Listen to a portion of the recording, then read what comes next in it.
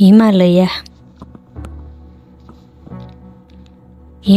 પ્રદેશ છે, એમાં 12 મહિના સતત વરસાદ પડે છે.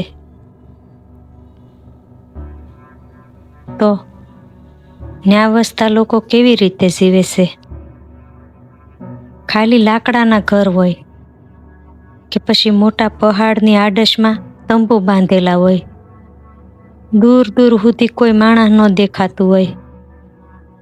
એની કોઈ સોસાયટી નથી, એના કોઈ સંબંધી આજુબાજુમાં રહેતા નથી. સંબંધી તો વાત એક બાજુ, પણ આડોહી પાડોહી એને ન કહેવામાં આવે, કારણ કે પાડોશમાં જ કોઈ રહેતું ન હોય. પણ તોય એના ચહેરા ઉપર કોઈ દુઃખની રેખા નથી, કારણ કે એને જે મળ્યું છે એ એને સ્વીકાર કર્યો છે. અને એ લાકડાના ઘરમાં કેવી રીતે રહે છે? તો આજુબાજુમાંથી હૂકા લાકડા મળે તો 1 દિવસના 2 દિવસના ભેગા થાય માંડ. ને સવારમાં ચા બિસ્કિટ ખાય, અને 1 તપેલી ચાની અને 2 વાટકી હોય. એમાં 1 જણ હોય કે 2 જણ હોય કે 5 જણ હોય, એમાં એને ખાઈ લેવાનું 5 વાસણમાં. અને ખાઈને ઈ જ તપેલી ધોઈ ને નેવાના પાણીથી ધોઈ અને એમાં પાણી પી લે, અને તપેલીને વાટકી ઊંધી વાળી દે. કોઈ રસોડું નથી, કોઈ સગવડ નથી, કોઈ માળિયા પાટિયા, કોઈ વસ્તુ નહીં.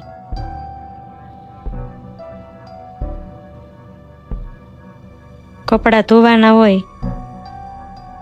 તો એ નેવાના પાણીથી ધોઈ ને ઘરમાં બાંધેલી દોરી ઉપર સૂકવી દે બીજા દિવસ માટે. 2 જોડી કપડાં, 1 પહેરેલા ને 1 સૂકવેલા. અને મજાના સવારમાં ચા પાણી પી ને પહાડોમાં નીકળે. ક્યાંક નાની મોટી હાટ હોય ત્યાંથી 1 દિવસનું રાશન લાવે.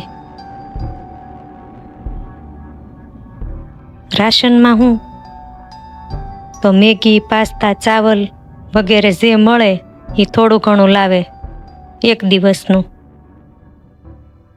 અને સવારની ચાની તપેલી હોય એમાં જ બપોરે મેગી બનાવીને ખાઈ લે. અને નેવે ધોઈને એમાં પાણી પી ને ઊંધી પાડી દે. અને વળી બપોરના સમયમાં લાકડી ભેગી કરવા જાય અને પોતાના શરીરને આવી રીતે હલનચલન આપે. 10 દિવસનું એક હારે કાંઈ ન લાવે, જેથી કરીને રોજ એક શરીરને કસરત આપે. અને રાતના ભોજનમાં પડીકામાં લાવેલો જે હૂકો નાસ્તો અથવા ખીચડી બનાવીને એક જ વાસણમાં પાછા જે 2-3 વ્યક્તિ હોય એમાં ને એમાં ખાઈ લે.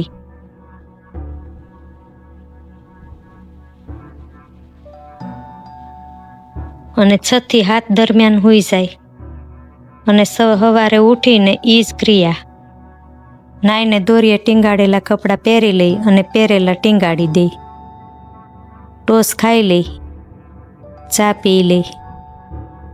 પણ તોય મસ્ત મજાનું જીવે, કાંઈ વાંધો નહીં. કોઈ અપ્રી પરિસ્થિતિના કારણે મરી ગયા હશે કે જે છું હોય, પણ એના જીવનમાં સ્મિત સિવાય આપણે એના ચહેરા ઉપર કાંઈ ન જોઈએ. અને મસ્ત મજાના 12 મહિના વરસાદી વાતાવરણમાં પોતાનું જીવન બહુ ખુશીથી જીવે. એનું એક મોટું કારણ છે, કારણ કે એના જીવનમાં કોઈ દેખાદેખી નથી. બીજાથી આગળ વધી જવાની કાંઈ ચિંતા નથી. એટલે એ બહુ ખુશીથી જીવન પ્રસાર કરે છે. અને આપણે એટલું જીવનમાં પામી ચૂક્યા છતાંય દુઃખી છીએ. અને કદાચ બધી રીતે સુખી હશું ને તો 4 મહિનાનો સતત વરસાદ સહન નહીં થાય, કે સતત તાપ કે સતત ઠંડી કાંઈ સહન નહીં થાય. તોય દુખડા રોતા હશું. કાંઈક ને કાંઈક દુઃખ આપણે પકડીને બેઠા જ છીએ.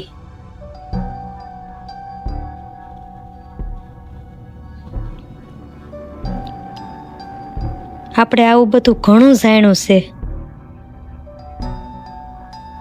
પણ છતાંય એને નજરઅંદાજ કરી દઈએ છીએ અને આપણો પોઈન્ટ દુઃખ ઉપર જ લાવી દઈએ છીએ. ગમે ત્યાંથી આખો દિવસ ગમે એટલા મસ્ત મસ્તીમાં જીવા હોય, પાર્ટીમાં ગયા હોય, લગ્નમાં ગયા હોય, પણ સાંજે ઘરમાં થોડું ઘણું કામ હોય ને એનાથી દુઃખી થઈ જાય છે.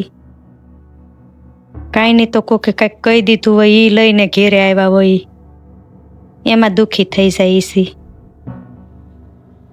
આપણું દુઃખ કાંઈ દુઃખ જ નથી. આવા જીવને યાદ કરીએ, આવા લોકોના જીવનનું ચરિત્ર યાદ કરીએ.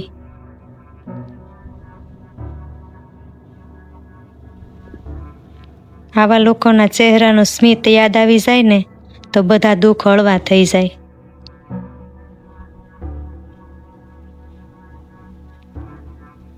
તો આપણે ખાલી જોયું જાણ્યું એટલું જ નહીં, પણ હવે ફોલો કરીએ. કૃપા કરીને થોડુંક આ બધું યાદ કરીને ફોલો કરીએ તો પૂર્ણ કોઈ નથી, માટે શૂન્ય થવું છે.